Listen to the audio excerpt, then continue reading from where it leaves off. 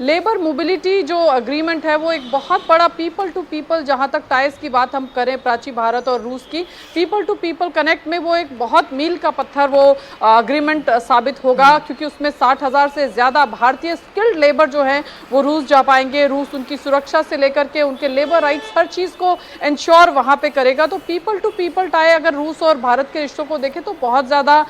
उतना प्रगाढ़ता वहाँ पर नहीं दिखती है, लेकिन इस अग्रीमेंट के बाद उस क्षेत्र में ज़रूर आपको एक बड़ा मूवमेंट नज़र आएगा। इसके अलावा रेलॉस, रेसिप्रोकल लॉजिस्टिकल एक्सचेंज सपोर्ट, ये एक बहुत अहम अग्रीमेंट हो सकता है जिस पे साइन हो। रेलॉस के तहत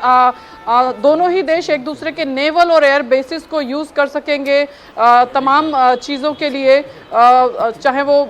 सर्विसिंग ऑफ देयर इक्विपमेंट्स हो या कुछ और हो। इसके अलावा शिप बिल्डिंग का एक एरिया है जहां पर कुछ कोलैबोरेशन नज़र आ सकता है दोनों देशों के बीच में, कोई शिप को बिल्ड करने के लिए कोलैबोरेशन दोनों देशों में। इसके अलावा फर्टिलाइजर का एक सेक्टर है जहां पर भारत और रूस की कुछ कंपनियों के बीच कोलैबोरेशन करके, क्योंकि फर्टिलाइजर्स की जहां तक बात करें तो भारत रूस से काफ़ी मिलियन टन्स का जो है आयात करता है फर्टिलाइजर्स का, तो वो एक सेक्टर है जहां पर कुछ पार्टनरशिप में आपको ज़रूर कुछ अनाउंसमेंट जो है वो होते हुए नजर आएंगे। इसके अलावा सिविल न्यूक्लियर एनर्जी है, ये एक बड़ा सेक्टर है। कोडनकोलम जो हमारा न्यूक्लियर रिएक्टर है जो तमिलनाडु में, वहाँ पर जो न्यूक्लियर रिएक्टर्स, जो सिविल न्यूक्लियर जो रिएक्टर्स हैं उसमें एडिशन या उसमें कुछ एक मूवमेंट वहाँ पर नज़र आ सकता है। इसके अलावा रुपी जो हमारा कार्ड है टूरिज्म के लिहाज से, और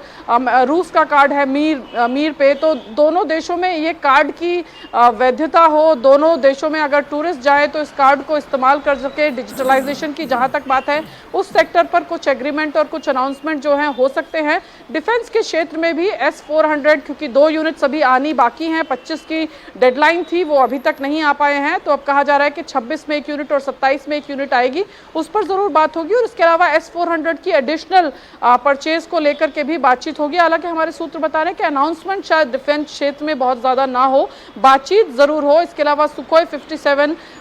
रशियन जो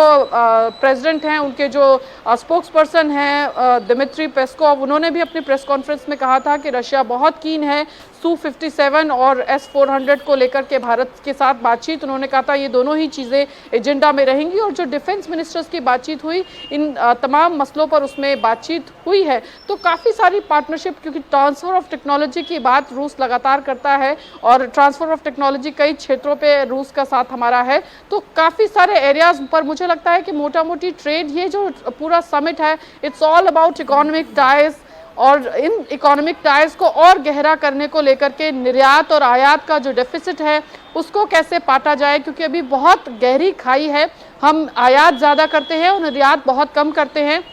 भारत की कोशिश होगी कि हेल्थ सेक्टर में, खासतौर से फार्मास्यूटिकल्स का जो सेक्टर है उसमें रूस की मार्केट भारतीय कंपनियों के लिए खुले। इसके अलावा एग्रीकल्चर का एक सेक्टर है, जहां पर मरीन प्रोडक्ट्स का एक सेक्टर है, जहां पर कोशिश की जा रही है कि निर्यात का जो डेफिसिट है इन सेक्टर्स में अगर भारतीय कंपनियों को रूस में एक्सेस मिलता है तो जो डेफिसिट है वो कहीं ना कहीं पाटा जा सकता है। तो ये जो पूरा समिट है इसका मेजर फोकस होगा इकोनॉमिक टाइज। 2030 तक दोनों देशों का लक्ष्य है कि $100 बिलियन